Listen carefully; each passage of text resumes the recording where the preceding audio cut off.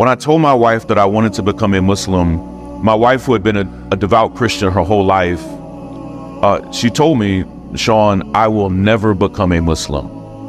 And it hurt me a bit because I didn't want to do anything to jeopardize my marriage.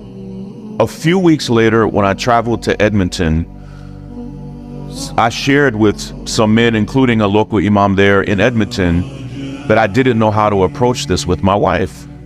And the brother told me something that was so profound. He said, Shaun, do not try to convince your wife to do this. He said, it's more likely that you will mess it up than anything else.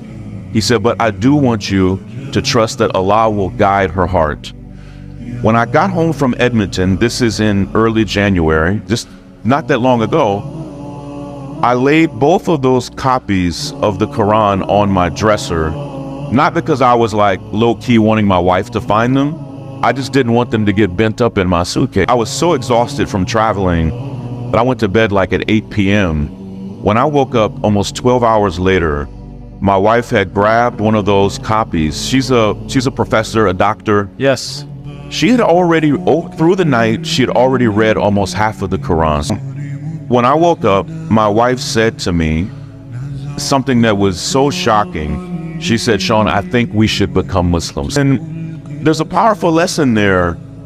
Like most Americans, most of what my wife knew about Islam, she learned from places that you don't want to learn about Islam. If what you know about the Prophet Muhammad, peace be upon him, you learned from the news, if you learned it from movies, if you learned it from social media, it will be misinformation.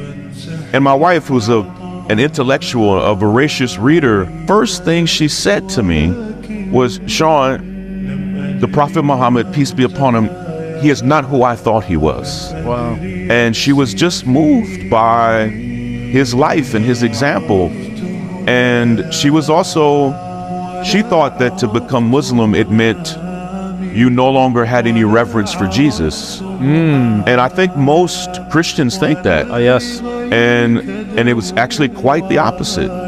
And when she saw that to be a Muslim still meant to have nothing but reverence and love for the Prophet Jesus, it changed her. And for the next 6 weeks, she and I were on a really beautiful private journey that we didn't talk about publicly, of just saying, what would it look like for us to make this big move in our lives? And so 3 weeks ago today, the Sunday before Ramadan, we took our Shahada, and it's been beautiful, man.